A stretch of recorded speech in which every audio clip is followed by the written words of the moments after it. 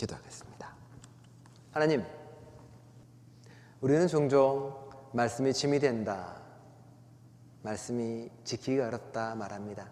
하지만 그런 우리에게 주님은 말씀하십니다. 말씀이 짐이 된다는 너희가 내게 짐이다라고요. 말씀에 귀 기울여 듣겠습니다. 말씀에 우리 마음을 열겠습니다. 우리가 하나님의 짐이 되지 않도록, 하나님의 손과 발이 되도록 말씀의 깨우침에 따르겠습니다. 이 시간 선포하며 듣는 이 모두에게 주님의 진리의 영으로 함께하여 주옵소서. 예수 그리스도의 이름으로 기도드립니다. 아멘. 오늘 저와 여러분들에게 하나님의 축복이 함께 하시기를 축원드립니다. 숫자가 이 정도면 둘러앉아가지고 예배도 참 좋을 것 같은데, 제가 물어보기도 하고 가끔 설교하다 보면 궁금할 때가 있거든요.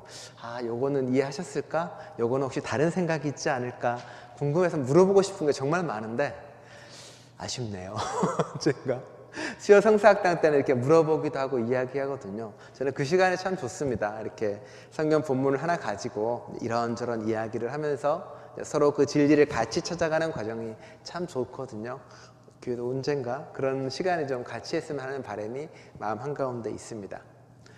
지난주 2월 3일이 이제 절기상으로는 입춘이었습니다. 봄의 입구라는 이야기이기도 하지만 사람들이 이제 입춘을 한자로 쓰게라고 시켜보면 가끔 그 앞에 입을 들 입자로 씁니다. 들어가, 입구할 때 입으로. 그러니까 봄에 들어가는 다라고 생각을 한 것 같아요. 근데 입춘의 입자는 사실은 세울 입자입니다. 설 입자예요.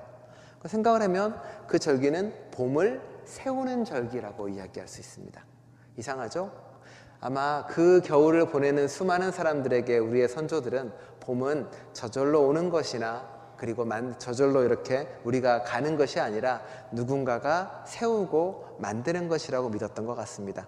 생명이 자라나는 것은 어떤 신비로운 존재가 세워나간다고 이야기할 수 있고, 겨울의 추위를 이겨내야만이 그 노력과 그 마음으로 세워지는 게 바로 봄이라고 믿는 거겠죠.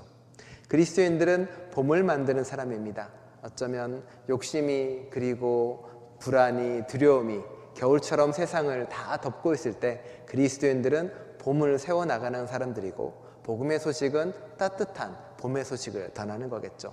물론 지금의 날씨는 입춘과 무쇠가게 다 눈으로 덮여 있기는 하지만요, 우리는 누군가에게 겨울 같은 세상에 봄을 전하는 사람들입니까? 우리 교회는 봄을 전하는 교회인가요? 2024년 한국에서, 여기는 아니고 한국에서 종교 관련해서 리서치를 조사를 했습니다. 그리고 종교 관련 검색을 하면서 사람들에게 물어봤습니다. 비종교인들에게 물어봅니다.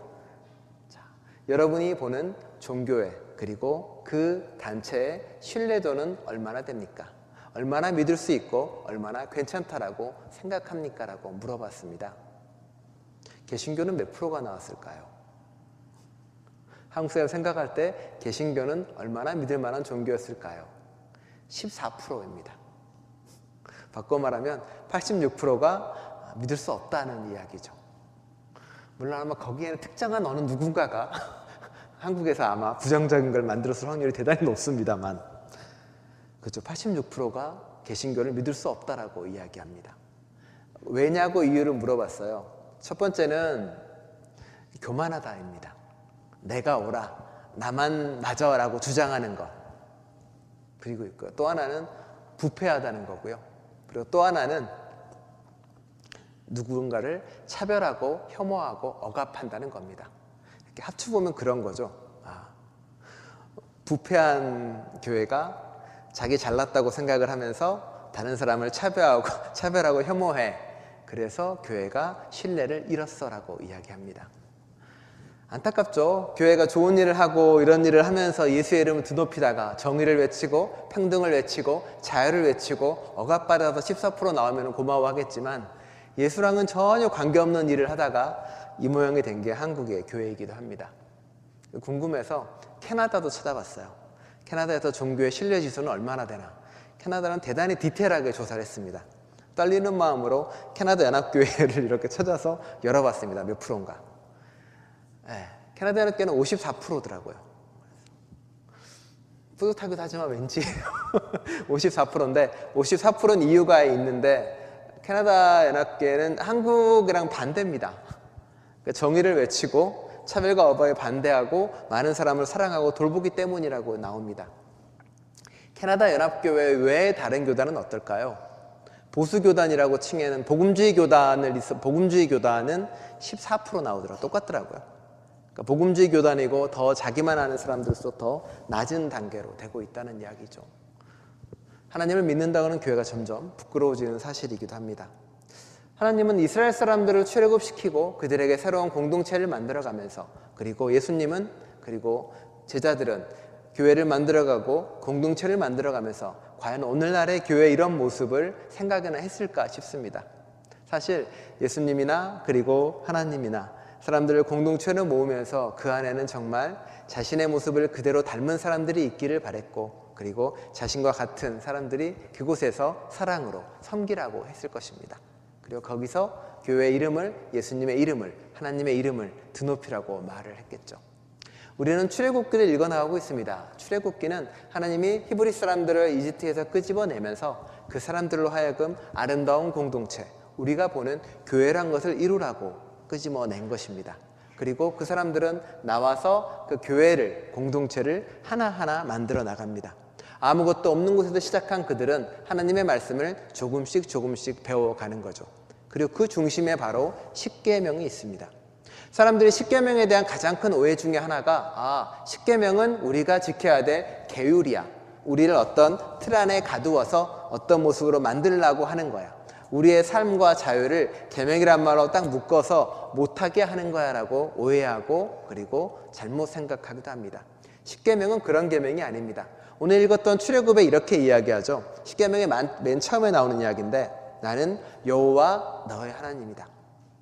이집트 땅, 곧 내가 노예 살해하던 집에서 내가 너를 이끌어냈다입니다.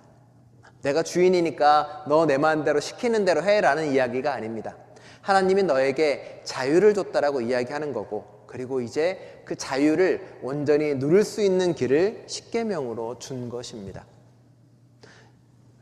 이집트에 살면서 그 사람들은 많은 억압과 고통이 있었고 자신들의 족쇄가 있었겠죠.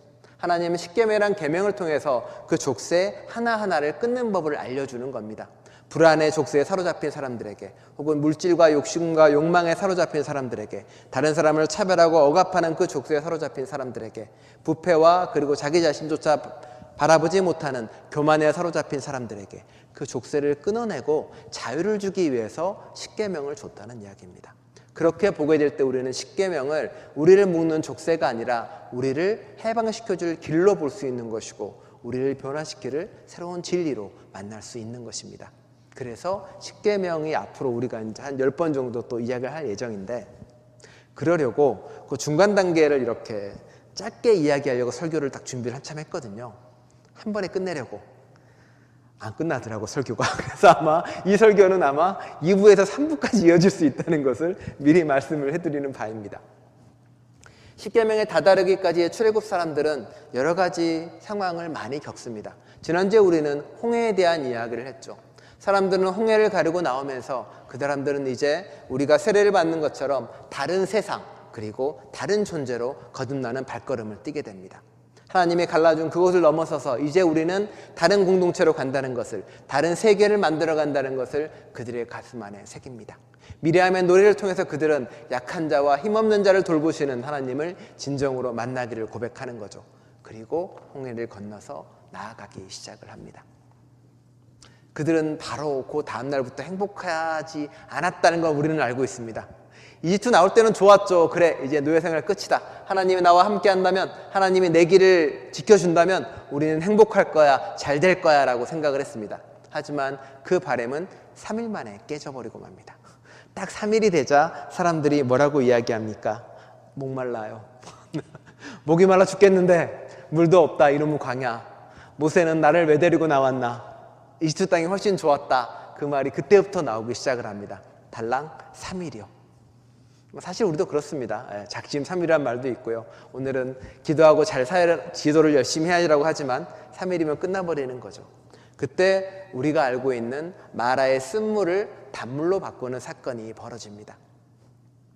그 사건은 다 아실이라고 믿는 거지만, 물을 찾습니다. 근데 물을 보니 너무 써서 마실 수가 없는 겁니다. 그래서 모세가 하나님께 기도해서 나뭇가지를 물에 담갔더니 물이 마실 수 있게 되었더라라고 끝나는 사건입니다. 단순하게 좀 보이는 사건이지만 여기는 많은 의미가 담겨 있습니다. 이집트에 있었던 10가지 이적 중에 첫 번째 이적이 뭔지 아시죠? 나일강이 피로 바뀌어서 물을 마실 수 없게 되는 사건이 벌어졌습니다. 그리고 이 사건의 뜻은 말씀드린 것처럼 나일강 그 이집트가 이룬 문명이나 그리고 그들이 가지고 소유한 모든 것들이 사실은 누군가의 피와 고통이야. 네가 마시는 그 물이 그리고 네가 살아있는 그 삶의 모든 근간이 누군가의 상처고 아픔이니 마실 수 없어라고 선포한 이야기입니다. 그런데 출애굽을 하자마자 쓴물이 단물로 바꾸는 기적을 보여줍니다. 그리고 이야기하는 거죠. 너희가 앞으로 마시게 될 물을, 너희가 앞으로 살게 될 그 삶, 나와 걸어가야 될 그 길 가운데 너희가 누리고 마시는 그 물은 누군가의 희생도, 누군가의 아픔도, 누군가의 착취도, 고통도 없는 그 물을 마시게 될 것이라고. 내 출발은 바로 거기서 시작이라고 이야기를 하고 있습니다. 그리고 그 말씀 뒤에 바로 뭐가 나오냐면 하나님이 그들에게 법규와 율례를 알려줬다라고 이야기를 하고 있습니다. 십계명이 처음에 시작이 아니라 그때부터 이미 알려주기 시작하는 겁니다. 누군가의 억압이나 착취 없이 물을 마실 수 있는 것, 누군가에게 희생 없이 삶을 시작할 수 있는 것, 그게 첫 번째 시작입니다. 물을 마셨으니 이제 그 다음에 사람들은 무엇을 찾을까요? 아이고, 네, 틴토레토의 그림인데 이제 물을 마셨고 목이 해소가 됐습니다. 그 다음에 찾아가는 건 배고프죠. 이제 배고프니 또 찾습니다. 하나님, 야 모세야, 너 따라 나왔는데 음식도 떨어지고 배고파 죽겠다. 어떻게 하면 좋겠냐. 모세를 원망하고 또 그 사람들에게 이야기를 합니다. 그러니까 모세가 기도를 해서 하늘에서 만나가 내려오는 사건이 벌어집니다. 우리가 가장 좋아하고 그리고 사람들이 많이 좋아합니다. 그리고 또 오해하고 있는 것 중에 하나가 하나님이 메추라기도 줬다라는 생각을 보통 가지고 있습니다. 성경에 보면 메추라기는 준 것처럼 나옵니다. 저녁에 메추라기가 나와요. 근데 만나는 먹었다는 이야기가 나오는데 메추라기는 먹었다는 이야기가 없습니다. 또 한참 뒤에 보면은 그 만나만 먹던 이스라엘 사람들이 하나님께 원망을 해요. 야, 내가 나왔는데 지금 몇십 년 동안 지겹게 만나만 먹고 있다. 이에 이렇게 낄 수 있는 무언가를 달라고 기도합니다. 그러자 하나님이 무릎이 찰 만큼 메추라기를 주죠. 그리고 나서 그걸 다 먹고 어떻게 됩니까? 병들어요. 아프게 됩니다. 그러니까 아마 초반에는 만나만 먹었다라는 게 보통 나오는 이야기이기도 하죠. 하나님이 만나를 통해서 알려주고 싶었던 뭘까요? 우리가 여기 교회에 있으면 만나가 여기 똑 떨어지지 않습니다. 만나는 진치고 있는 곳에서 반나절 정도 걸어가야 먹을 수 있는 데가 생겨나는 겁니다. 그러니까 저절로 이렇게 식탁에 생겨난다거나 그렇지 않습니다. 이집트에는 똑같은 일이 있었죠. 개구리가 나타나서 부엌도 없고 식탁도 없고 못 먹게 하는 사건도 벌어졌습니다. 만나의 사건을 통해서 하나님은 무엇을 가르쳐주고 싶었을까요? 사람들에게. 아마도 가서 만나는 가지고 오면 하룻밤이 지나면 썩어서 사라져버립니다. 내가 소유하고 가지겠다고 하는 것들이 다 없어지는 것을 경험하게 됩니다. 더 많이 가져오려고 하는 것, 더 많이 소유하려고 하는 것이 사실은 아무 소용이 없다고 이야기하는 거죠. 독점하고 하는 것이 바로 독을 가지는 거랑 똑같다라고 이야기하고 있는 겁니다. 그 두 가지 사건을 통해서 우리에게 알려주는 거죠. 가지려고 하지 마, 쌓으려고 하지 마. 너는 이제부터 나누는 삶을 살아야 되고 그리고 미래에 대한 걸 불안해하면서 무언가를 짓는 삶이 아니라는 거죠.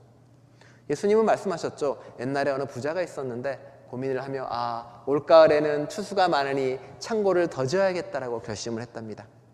그런데 예수님이 말씀하시죠. 그 부자는 자기가 바로 그 다음날 죽을 줄도 모르고 그 곳간을 짓는데 여념이 없구나라고 이야기를 하십니다.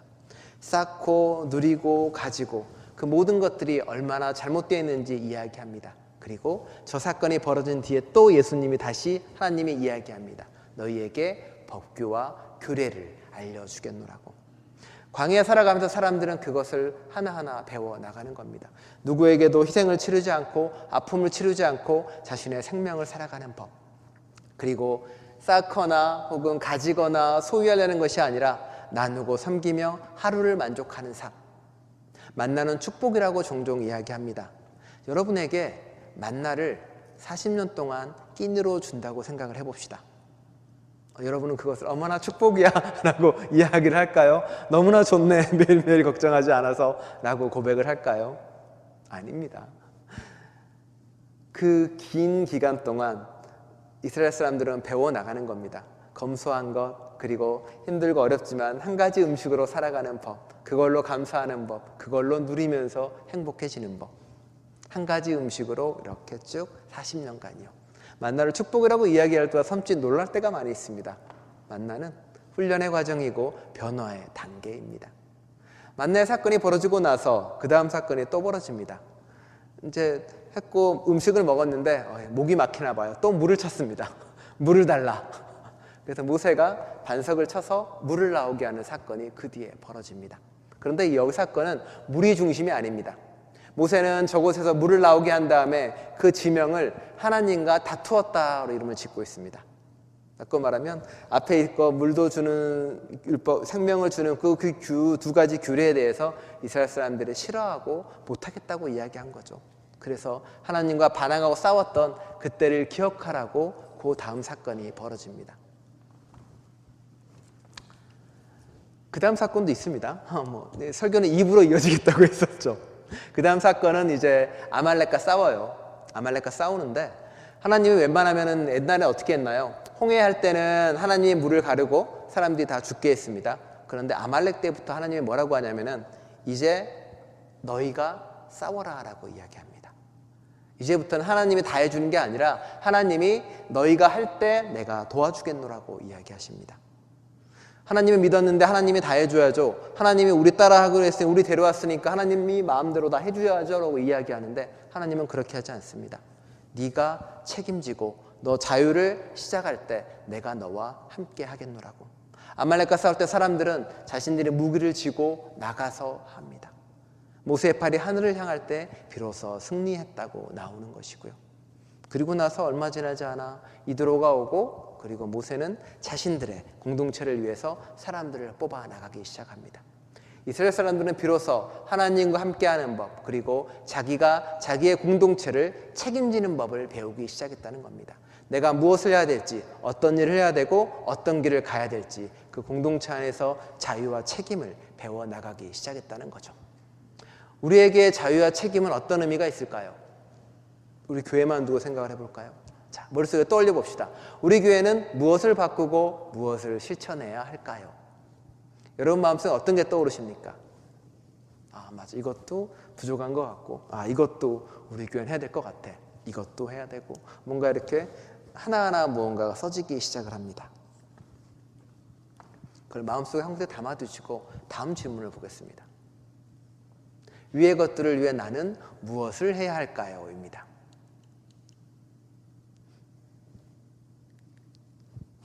자, 가끔 위에는 칸이 부족한데 밑에는 적을 게 아무것도 없을 수도 있습니다. 그렇죠? 이 질문은 사실 하나입니다. 광해 그 기간 동안 이스라엘 사람들에게 하나님이 가르쳐 준 게 그겁니다.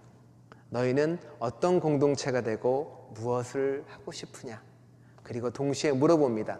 그것을 하기 위해 너는 무엇을 할 것이냐라고요. 그리고 그 대답 끝에 십계명이 놓여 있는 겁니다. 우리 공동체를 위해, 나를 위해 무엇을 해야 될까 고민하던 사람들에게, 그리고 그것을 많이 경험했던 사람들에게 물었습니다. 그래, 너희가 무엇을 할까 고민할 때 내가 십계명을 주겠다. 이게 바로 너희가 해야 될 일이고 네가 걸어가야 될 길이다라고요. 우리 교회는 무엇을 바꾸고 무엇을 해야 될까요? 그리고 그것을 위해 나는 무엇을 해야 될까요? 너가 아닙니다. 너나 뭐 이런 사람이 아니라 나는 무엇을 해야 할입니다. 얼마 전에 요 앞에 이게 태워놓은 게 보시면 다림질에 앉아서 꾸깃꾸깃할 때가 있어요. 그럼 첫 번째 질문은 그거죠. 야, 앞에 그 스토리 되게 꾸깃꾸깃한데 그거 좀 누가 좀 빨아서 다리면 좋겠다라고 생각을 합니다. 1번이죠. 위의 것들에 나는 무엇을 해야 할까요? 어느 분이 저한테 말씀하셨어요. 그거 달라고. 제가 다려서 오겠노라고. 그분은 이제 교인인 거고요. 1번 항목은 많고 2번이 아무것도 없다면 그분은 교인이 아니라 손님이거나 방문자이겠죠. 교회 공동체를 만들어갈 때, 출애굽 공동체를 만들어갈 때 똑같은 질문을 던졌을 겁니다. 우리 공동체를 위해, 하나님을 위해 우리는 무엇을 해야 될까? 그 다음에 나는 무엇을 해야 될까? 뒤에 대한 답이 없는 사람은 방문자이고 손님입니다. 뒤에 대한 답이 없는 사람은 예수님의 제자가 아니라 예수님에게 머물러 있는 군중들이겠죠. 고민해 보면 좋겠습니다. 내가, 우리 교회가 하나님을 위해 무엇을 해야 될까? 두 번째 거에 대한 답이 있을 때 우리는 비로소 그리스도인이고 교회 구성원이고 더 이상 손님이 아닌 존재가 되겠죠. 그 답을 찾아가는 저와 여러분들 수 있기를 간절히 축원드립니다. 기도하겠습니다. 하나님, 이스라엘 사람들은 하나하나 배워나갑니다. 자신의 삶의 길을 배워나가고 자신이 무슨 일을 해야 될지 알아갑니다. 이집트 왕에서 그저 이렇게 명령만 받았던 사람들이, 이집트 왕이 시키는 것만 했던 사람들이 이제 그들이 스스로 책임져야 될 공동체가 생겼고 스스로 자유해야 될 무리가 생겨났습니다. 그들은 광야 동안 씨름하고 알아갑니다. 우리가 무엇을 해야 되고 우리 공동체가 어떤 일을 해야 되고 그리고 나는 무엇을 해야 되는지, 그리고 나는 무엇을 해야 되는지라고 간절히 씨름하고 물을 때 하나님께서는 십계명을 허락하십니다. 내가 간절한 마음으로 목마름과 갈급함으로 주님 앞에 내밀 때 주님은 우리에게 길을 보여주십니다. 우리 안에 갈급함을, 배고픔을 허락해 주시고 우리 또한 내가 무엇을 해야 되는지 고민하는 저희 될 수 있도록 함께하여 주옵소서. 예수 그리스도의 이름으로 기도드립니다. 아멘.